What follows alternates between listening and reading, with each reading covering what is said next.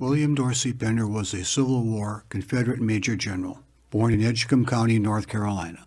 This presentation will cover the Civil War career of William Dorsey Pender from just before the start of General Robert E. Lee's Confederate invasion of northern Maryland in September 1862 to Pender's mortal wound at Gettysburg, Pennsylvania on July 2, 1863, followed by death and burial in Tarboro, North Carolina.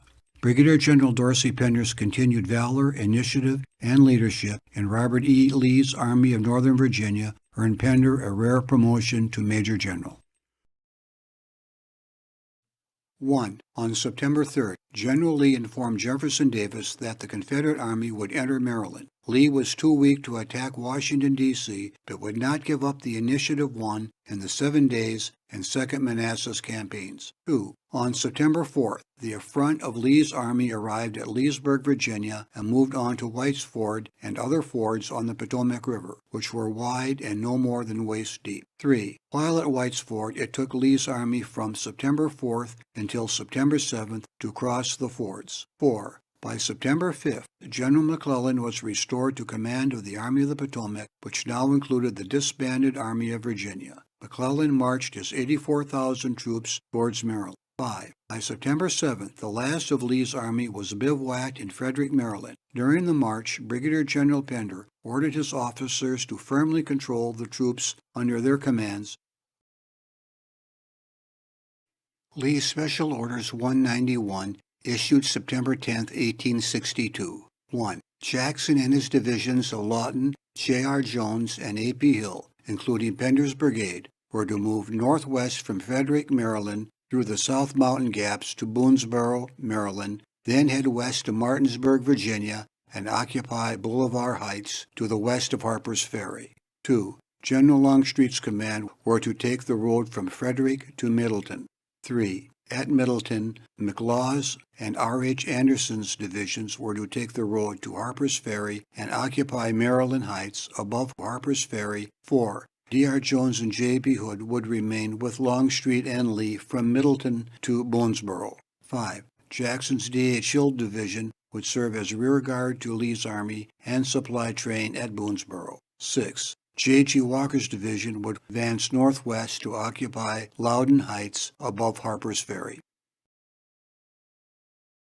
By October 13th, D.H. Hill's division crossed through the South Mountain Gaps at Boonesboro. On September 14th, D.H. Hill defended both Turner's Gap and Fox's Gap. Hooker's First Corps drove Confederates off the mountain but not the gap. D.R. Jones' division added reinforcements. At nightfall, the Federals still held the mountain and the Confederates still held the gap. A brigade from D.H. Hill's division defended Fox's Gap against Reno's 9th Corps. The Confederates were able to maintain control of the gap with reinforcements from J.B. Hood's division.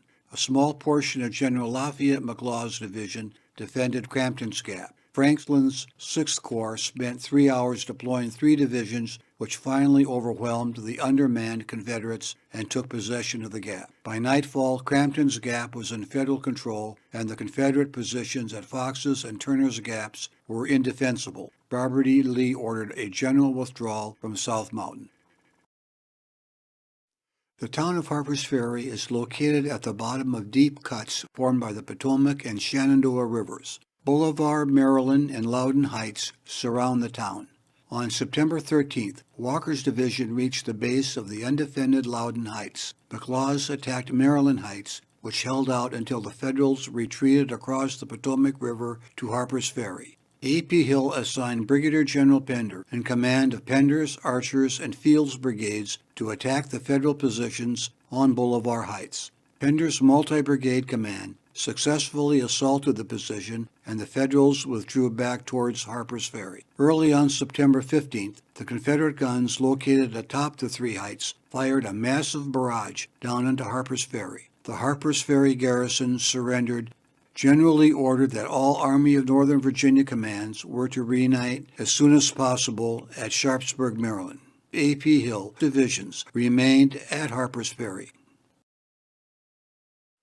By the night of September 16th, General McClellan's army met up with Lee's army near Sharpsburg, Maryland, along Antietam Creek. On September 17th, McClellan did not initiate any coordinated attacks by his corps commanders. Jackson and Longstreet continually repositioned troops and artillery to meet each Federal assault. Hooker's First Corps made substantial progress toward the higher ground at Dunker Church, but was repulsed. Mansfield's 12th Corps attacked the center of the Confederate line. Mansfield was killed, and his command was repulsed by D.H. Hill and McLaws. By 1 p.m., D.H. Hill's troops were packed into a sunken lane. Sumner's 2nd Corps attacked the sunken lane and overpowered the defenders by shooting down into the bloody lane. Also by 1 p.m., Franklin's 6th Corps was ready to attack. General Sumner, Franklin's superior, refused consent for a 6th Corps attack, but allowed the 6th Corps to provide reinforcement. McClellan considered committing the 5th Corps, but its commander, General Porter, mentioned it was the only corps remaining to defend Washington, D.C., and McClellan kept the 5th Corps uncommitted. By midday, Burnside's 9th Corps was approaching Sharpsburg from the south. Burnside started at mid-morning to cross a lower bridge over Antietam Creek. A small defending force held up Burnside for several hours. By afternoon, forward elements of A.P. Hill's division arrived. A.P. Hill placed Pender's brigade on the far right. The other brigades engaged Burnside's troops and drove them back near the bridge. The battle was over by nightfall. During the night of September 18th, Lee's army moved out on the road to Shepherdstown, Virginia. At Butler's Ford, a mile downriver from Shepherdstown, Stuart's cavalry guided the troops back across the Potomac. Early on September 19th, Lee left his artillery commander, W.N. Pendleton, in charge of a small rear guard at Butler's Ford. By noon, the Federal cavalry and infantry arrived. At dawn on September 20th, Stonewall Jackson ordered A.P. Hill's division back to Butler's Ford. By 7 a.m., troops from Sykes' 5th Corps Division took position south of the ford. A.P. Hill formed a line of battle with Pender's, Gregg's, and Thomas's brigades in front and those of Archer, Brockenborough, and Lane in the rear. The Federals attacked toward Pender's center and left. By 2 p.m., Pender, together with Archer and Gregg, counterattacked, which drove the Federals back to the north side of the fort. 1. From October 1st through October 28, 1862, Robert E. Lee resupplied and reinforced the Army of Northern Virginia while occupying the northern end of the Shenandoah Valley near Winchester, Virginia. 2. From October 9th to October 12th, Jeb Stuart's 1,800 Trooper Cavalry Division boldly completed a raid around the Army of the Potomac, starting at McCoy's Ford, then on to Chambersburg and Cashdown, Pennsylvania, then to Emmetsburg and Woodsboro, Maryland, bypassing Federal cavalry at Frederick, Maryland, crossing the Potomac River at White's Ford, and arriving at Leesburg, Virginia. 3. From October 1st to October 25th, McClellan's Army of the Potomac remained north of the Potomac River. On October 26th, McClellan's army crossed the Potomac River over a pontoon bridge at Berlin, Virginia. 4. By October 31st, Lee left Jackson's corps in the Shenandoah Valley and took Longstreet's corps to intercept McClellan's army. Both armies were headed south. A.P. Hill's division moved near Snicker's Gap. General Pender was granted 20 days sick leave and returned to the home of his wife's parents in Good Springs, North Carolina. By November 3rd, Jackson's corps still remained in the Shenandoah Valley to block any Federal Army advance. Longstreet's corps was stationed at Culpeper Courthouse. On November 7th, Major General Ambrose Burnside replaced McClellan as the commander of the Army of the Potomac. Burnside reorganized the army into left, center, and right Grand Divisions. The Fredericksburg campaign started on November 15th, with the Union Grand Divisions moving out one per day, with the last Grand Division arriving on November 19th at Falmouth, Virginia. By November 18th, Lee positioned Longstreet's corps on the heights above Fredericksburg. On November 22nd, Lee ordered Jackson from the Shenandoah Valley. Jackson made another extraordinarily rapid forced march down the valley, covering 175 miles in 12 days. Jackson arrived at Fredericksburg on November 29th, and the last of his corps arrived by December 3rd. Also by December 3rd, Pender reassumed command of his brigade when A.P. Hill's division arrived with the rest of Jackson's corps. By December 13th, the Army of the Potomac's 3 grand divisions had crossed the river using the northern and southern pontoon bridges. Left Grand Division, 1st Corps Meade's and Gibbon's Division led an attack against the Confederate position south of Fredericksburg. Jackson's Corps, A.P. Hill's division, was on the front line, from south to north, where Brockenborough, Archer, a 600-yard gap, Lane, and Pender. Gregg and Thomas were behind the gap. Pender spent the morning on the front lines protecting against a wider breach in the gap. He was shot in the arm but delayed treatment because no bone was broken. Meade's division entered the gap, scattering Lane's and Archer's brigades, and then pushed Gregg's brigade backwards. Early and Taliaferro's divisions reinforced the Confederate line. Meade was halted by Confederate fire from 3 divisions, and by 2 p.m. Early's division drove Meade's and Gibbon's divisions into a retreat. On the northern end of the battlefield, the approach to the high ground was called Mary's Heights. Near the crest was a narrow road and a shallow cut protected by a stone wall. This sunken road was defended by Longstreet's McLaws division and corps artillery. Initial attacks started at noon were made by Right Grand Division 2nd Corps French and Hancock's divisions, followed at 2 p.m. by 9th Corps Sturgis and 2nd Corps Howard's division. All Federal attacks failed to advance beyond the sunken road. Longstreet reinforced the sunken road with another of McLaws' brigades. By 4 p.m., Burnside ordered Hooker's Central Grand Division to resume the attack on Mary's Heights. 5th Corps Griffin's and Humphreys' divisions attempted to attack the flanks of Mary's Heights. The Confederate line in the sunken road, reinforced by Longstreet's Pickett Division and continued cannon fire, blasted the Federal divisions to the ground. By 5 p.m., 5th Corps Sykes' division was assigned a defensive position in back of Humphreys' division, but was also pinned down by Confederate fire. By 6 p.m., 9th Corps Getty's division, advance on the leftmost portion of the Federal line, was detected and repulsed in the same manner as all the other Federal attacks. Burnside ordered no other attacks. The Battle of Fredericksburg was over, another humiliating loss for the Army of the Potomac. By the end of December 1862, General Lee placed his army in winter quarters. Pender's brigade built Camp Gregg, named for a general killed at Fredericksburg. Fanny Pender and her 2 sons arrived at Camp Gregg for a 2-month stay.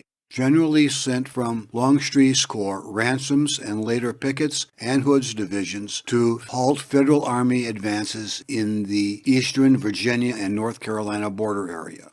General Burnside's disaster at Fredericksburg led to military and political fallout. His own generals went behind his back to report gross incompetence to President Lincoln and other politicians. By January 25, 1863, Burnside's resignation was accepted by Lincoln, who appointed Joseph Hooker to Army of Potomac Command. In February 1863, Lee sent Fitzhugh Lee's cavalry to scout behind the Federal Army lines. The Confederates found no evidence of Federal Army movements.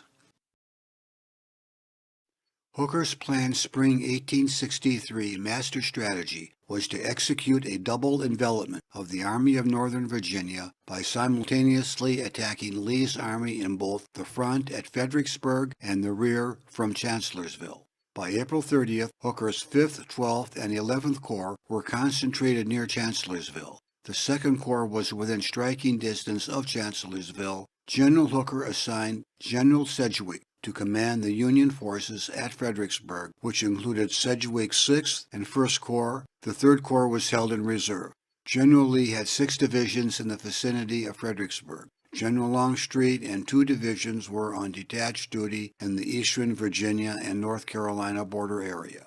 Lee assumed command of the remaining Longstreet, Anderson, and McLaws divisions. Stonewall Jackson was in command of Early's, Rhodes, Colson's, and A.P. Hill's division, including General Pender's brigade. D.H.L.'s division was detached to North Carolina. On the morning of May 1st, Slocum's 12th Corps divisions advanced down the Orange Turnpike towards Fredericksburg. Meade's 5th Corps divisions advanced to the left of the Orange Turnpike. By mid-afternoon, the Union advance was stopped by McLaws and Anderson's divisions. Hooker had momentarily achieved his objective. He was in front and in back of Lee's army. He could have formed defensive positions and called up additional divisions, but Hooker chose to withdraw back to Chancellorsville. By the middle of the night, after detailed reconnaissance of the Federal lines, Lee and Jackson knew Federal right flank in back of Chancellorsville was not connected to the center and left flank around Chancellorsville. Calmly, sitting around a campfire, with little deliberation, Lee and Jackson made one of the most extraordinary decisions in the Civil War. Lee would split his army again and send Jackson and 3 of his 4 divisions, including Pender's brigade, around the right flank of Hooker's Chancellorsville position. Early's division would defend the rear of the Fredericksburg position. On the morning of May 2nd, Hooker's army was digging defensive positions along the Chancellorsville front. There was also skirmishing against Lee's positions. Jackson started his flanking march down the Furnace Road. The order of march was Rhodes, Holston, and A.P. Hill divisions. Pender's brigade was last in the line of march. By 5 p.m., the last of Jackson's troops were marching off Brock Road onto the Orange Turnpike. Hooker was concerned about the Army's right flank being exposed. Hooker ordered Howard's 11th Corps to contract its position along the Orange Plank Road and Reynolds' 1st Corps to Chancellorsville immediately to secure the Federal right flank. The message was delayed 3 hours.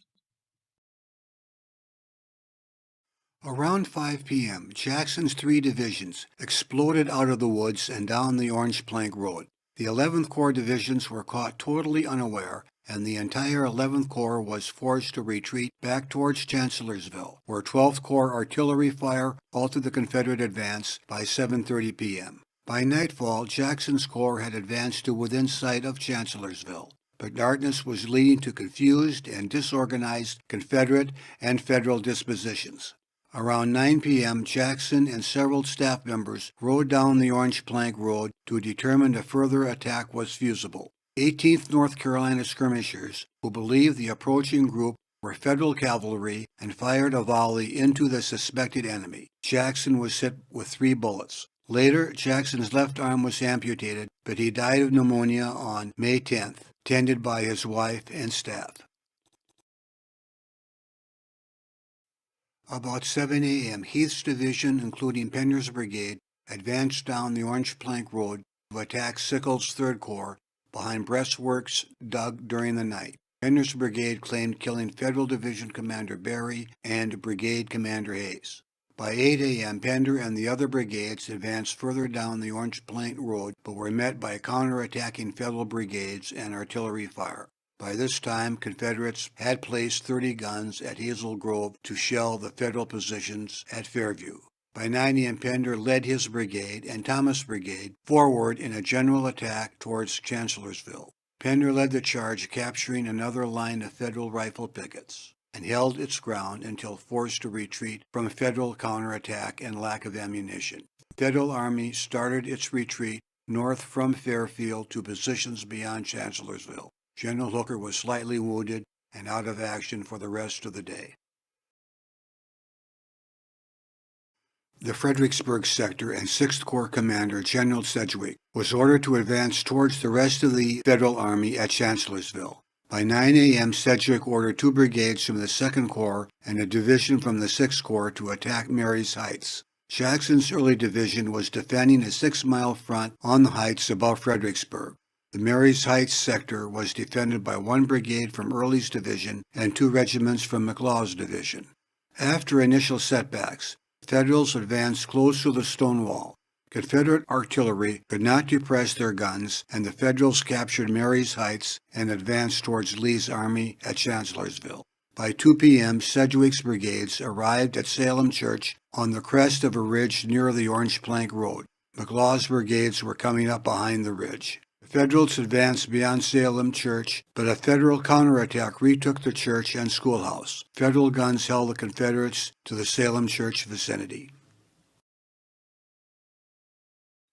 On May 4th, by 11 a.m., Lee sent the remaining Anderson Division brigades to McLaws at the Fredericksburg front. Pender spent the day reorganizing his shattered regiments. He was hit in the right arm by a deflective bullet that killed the officer standing in front of Pender. General Lee reached McLaws' headquarters on the Orange Plank Road near Salem Church to supervise the attack against Sedgwick's Sixth Corps. Both armies were in horseshoe-shaped positions in front of Banks Ford on the Rappahannock River. By 5:30 p.m., the Confederates initiated their attack against the Sixth Corps. The Newton, Brooke, and Howe divisions, supported by heavy Federal artillery, held off Confederate attacks, then counterattacked Early's division, but the Confederates held on to the high ground.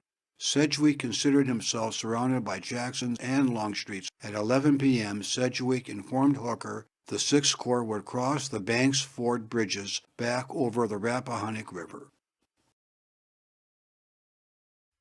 At dawn on May 5th, Hooker was planning his retreat. The Fifth Corps would take a defensive position covering the bridges over United States Fort. Then from left to right, the other corps would pass through the lines. On May 5th, Lee was determined to return his whole army back to the Chancellorsville front. The army was exhausted from days of marching and fighting, and a rainstorm slowed the army to a crawl. By nightfall, the army made camp on the road. Lee expected to attack on the morning of May 6th. By early afternoon on May 6th, the Fifth Corps rear guard crossed the Rappahannock River, and the bridges were taken up. Confederate skirmishers found the Federal lines empty.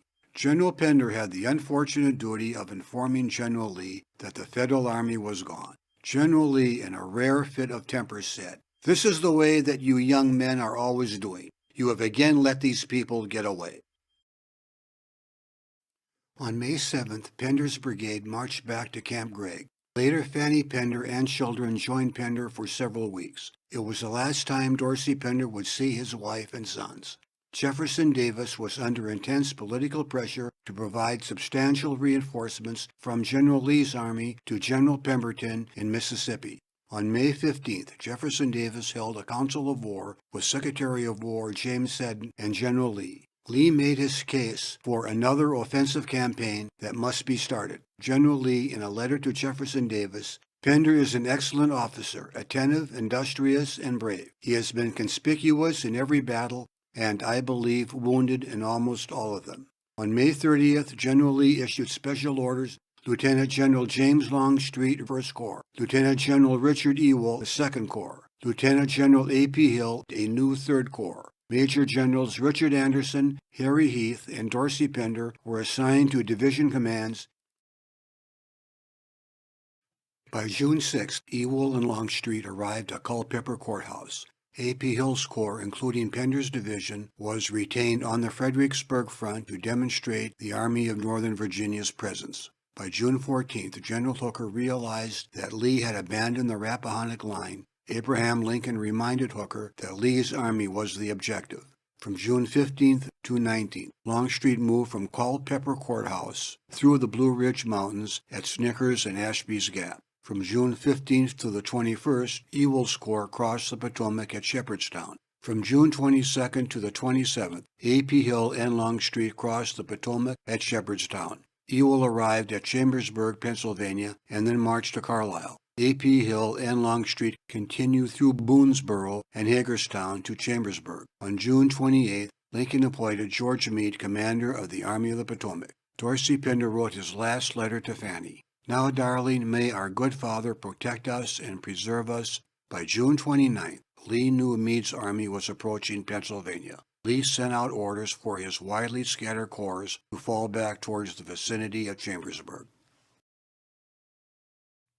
By June 30th, Lee made his headquarters near Longstreet's corps between Chambersburg and Cashtown, Pennsylvania. A.P. Hill's corps was located in the Cashtown vicinity. Lee ordered Ewell's corps to join the army. Stuart's cavalry, near Hanover, had just finished another raid around the enemy, but Stuart left the Army of Northern Virginia with only a general knowledge of the Federal Army's location.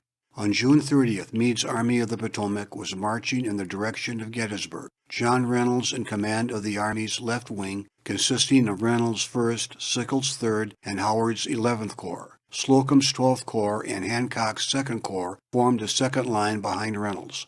Meade ordered Sykes' 5th and Sedgwick's 6th Corps to shift eastward to Union Mills and Manchester in Maryland. By 11 a.m., Brigadier General John Buford rode into Gettysburg with 2 brigades of his Federal Cavalry Division. At his headquarters at Taneytown, Maryland, General Meade estimated the strength of Lee's army at 100,000. Lee actually had 74,000. Meade estimated his command at 120,000, but actually had 94,000.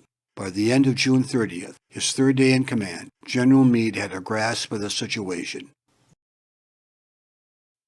Major General W.D. Pender's division consisted of 4 infantry brigades and 1 artillery battalion. The brigades were commanded by Colonel Abner Perrin, Brigadier General James Lane, Brigadier General Edward Thomas, and Brigadier General Alfred Scales. Perrin served in A.P. Hill's division during the 2nd Manassas and Antietam campaigns. Colonel Perrin took command of McGowan's brigade at Chancellorsville. Lane held regimental commands in A.P. Hill's division during the 7 Days Battle and Jackson's division during 2nd Manassas. Brigade command in A.P. Hill's division at Antietam. Promoted to Brigadier General on November 1, 1862, and assumed command of the 2nd Brigade in May 1863.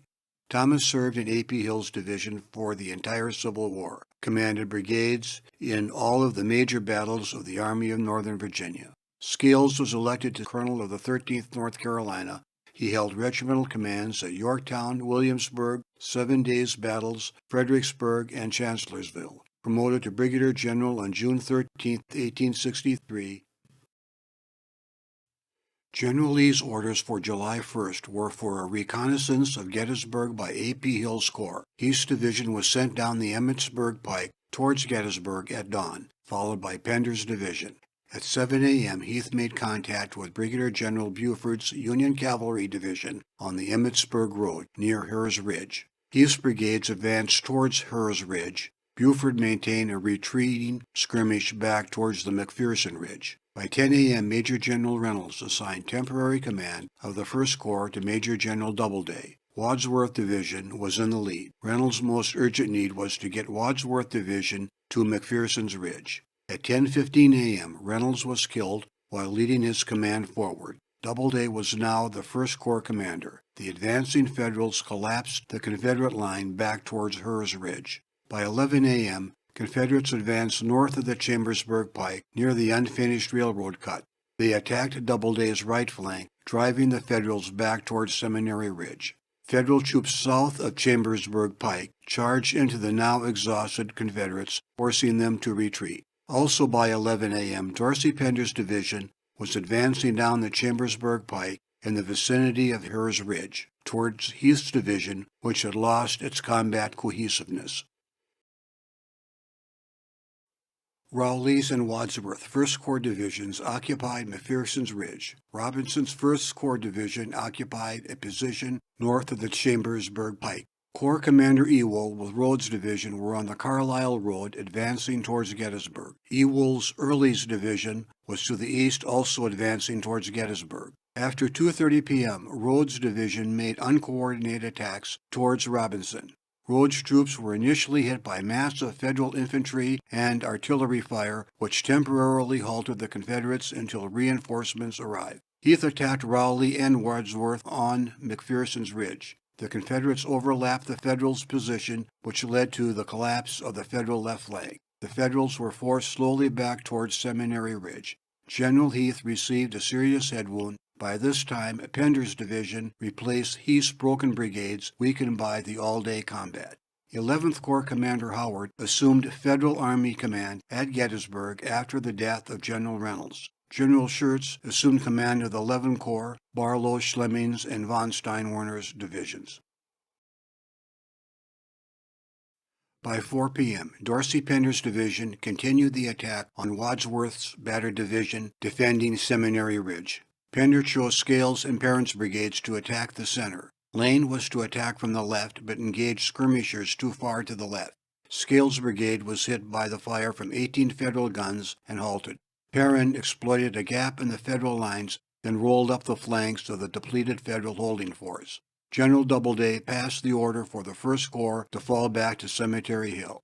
The 11th Corps Barlow's and Schlem-Fenning's division were overwhelmed by Early's division and retreated through Gettysburg to Cemetery Hill, where von Steinwerner's division and 54 guns were a holding force for the Federal Army. By 6 p.m., General Pender was in Gettysburg rounding up Federal prisoners and Confederate stragglers. Pender and his troops returned to Seminary Ridge to spend the night. Thomas's brigade was still being held in reserve, and Lane's brigade wandered off in the fog of war. The capture of Seminary Ridge by only half of his division was the ultimate achievement of Pender's military career. On the night of July 1st, Pender bivouacked his division on Seminary Ridge below Gettysburg and across from Cemetery Hill. Both armies massed artillery divisions in front of their defensive positions that were in range of the enemy. Pender was to support Ewald's morning attack, which never took place. Pender rode out along his lines to better understand the lay of the land. He shortly expected orders to advance. A Federal shell suddenly burst into splintering fragments, one of which tore a 2-inch gash in Pender's left thigh. Pender's division participated in Pickett's charge on July 3rd and retreated with Lee's army on July 4th. On July 3rd, General Pender was in the middle of a long ambulance train that was in back of Lee's army. General Scales, wounded on July 1st, shared the ambulance with Pender. Brigadier General George Imboden's Virginia Cavalry provided escort for the ambulance train. Constant rainfall made rough roads worse, and the wounded suffered terribly from each wagon jolt. The ambulance train reached Williamsburg, Maryland on July 5th. Often the wagons had to wait for hours for the head of the column to move. Pender reached Winchester, Virginia on July 6th. His wounded leg began to show signs of recovery, but constant wagon jolting caused a hemorrhage to which Pender applied a tourniquet. By July 10th, Pender arrived in Stanton, Virginia. Surgeons informed Pender the hemorrhage was serious and may be fatal. Surgical repairs to the leg did not provide improvement. Dorsey's older brother David visited Pender to provide comfort. Amputation became the only alternative to possibly save Pender's life. Pender was lucid for a time after the amputation. Pender died in Stanton, Virginia on July 18, 1863. His body was transported to Tarboro, North Carolina, and buried in Calvary Church Cemetery in Tarboro. Headquarters Army of Northern Virginia, July 31, 1863. General, I have the honor to submit the following outline of the recent operations of this Army for the information of the Department. General Pender has since died. This lamented officer has borne distinguished part in every engagement of this Army, and was wounded on several occasions while leading his command with conspicuous gallantry and ability. The confidence and administration inspired by his courage and capacity as an officer were only equaled by the esteem and respect entertained by all with whom he was associated for the noble qualities of his modest and unassuming character. Robert E. Lee, General. General S. Cooper, Adjutant and Inspector General, Richmond, Virginia.